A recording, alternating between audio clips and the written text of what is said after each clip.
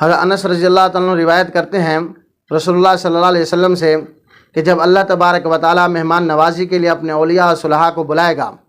اور اپنے دوستوں کو بلائے گا اور ان کو ایک ایک مرد کو سلام کرے گا اور ایک ایک عورت کو سلام کرے گا، اور پھر اللہ تبارک و تعالیٰ فرشتوں کو کہے گا کہ ان میرے بندوں کو طربناک بنا دیں، تو وہ نغمے کے لیے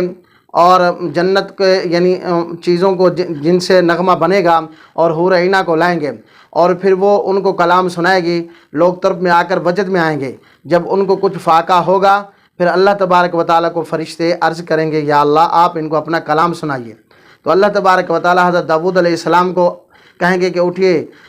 داؤد علیہ السلام اٹھ کر پھر زبور سنائیں گے، اور پھر جو لوگ وہ سنیں گے وہ طرب میں آ کر وجد میں آ جائیں گے، اور پھر جب وہ اپنے کلام کو مکمل کریں گے تو اللہ تبارک و تعالیٰ فرمائیں گے مجھے اپنے جلال کی قسم میں آپ کو اس سے بھی زیادہ پکیزہ آواز میں کلام نہ سناؤں؟ لوگ کہیں گے یا اللہ ضرور سنائیے، تو اللہ تبارک و تعالیٰ کہیں گے محمد رسول اللہ صلی اللہ علیہ وسلم کو آئیے ممبر پر بیٹھیے، اور آپ صلی اللہ علیہ وسلم ممبر پر بیٹھیں گے، اور پھر سورۃ طٰہٰ اور سورۃ یاسین کی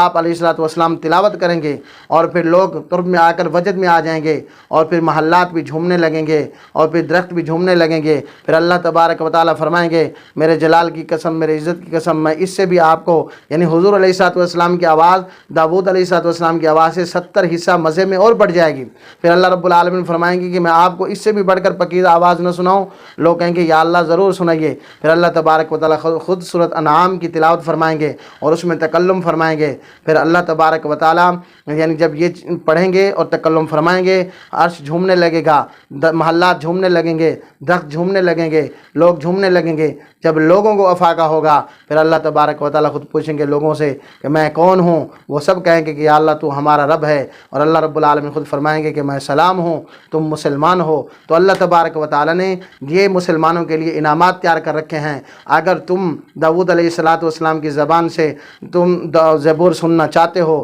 رسول اللہ کی زبان سے تم قرآن سننا چاہتے ہو، اللہ کی زبان سے تم کلام اللہ سننا چاہتے ہو، تو پھر یہاں دنیا کے اندر تم اپنے کانوں کو ان غیر محرم آوازوں سے محفوظ کر لو، پھر تمہیں اللہ وہ حلال آوازیں سنائے گا۔ اور تم اگر یہاں کے نغموں سے، یہاں کے راگوں سے تم اپنی آنکھوں کو، اپنے کانوں کو محفوظ کر لو، پھر اللہ تبارک و تعالیٰ تمہیں حور عینہ کا کلام سنائیں گے، اور پھر جنت کے نغمے سنائیں گے، اور پھر یہ کلام سنائیں گے، اور تمہارے اوپر سلام ہوگا، پھر تمہیں اللہ سلامتی دیں گے اور تم پھر سلامتی میں آ جاؤ گے۔ تو اس لیے اللہ کے دوست بننا چاہتے ہو، اللہ کا کلام سننا چاہتے ہو، تو پھر دنیا کی لذتوں سے اپنے آپ کو دور کر لو، پھر اللہ کے عشق میں آ جاؤ، پھر اللہ تمہیں اپنا کلام سنائے گا۔ پھر اللہ کے عشق میں آ جاؤ، پھر داؤد علیہ السلام تمہیں کلام سنائیں گے، پھر اللہ کے عشق میں آ جاؤ، رسول اللہ تمہیں کلام سنائیں گے۔ اللہ رب العالمین مجھے اور آپ کو اس کی ہمت عطا فرمائے کہ ہم دنیا کی ہر ناجائز آواز کو اپنے سے دور کریں اور قرآن کے محبت میں قرآن کی تلاوت کریں،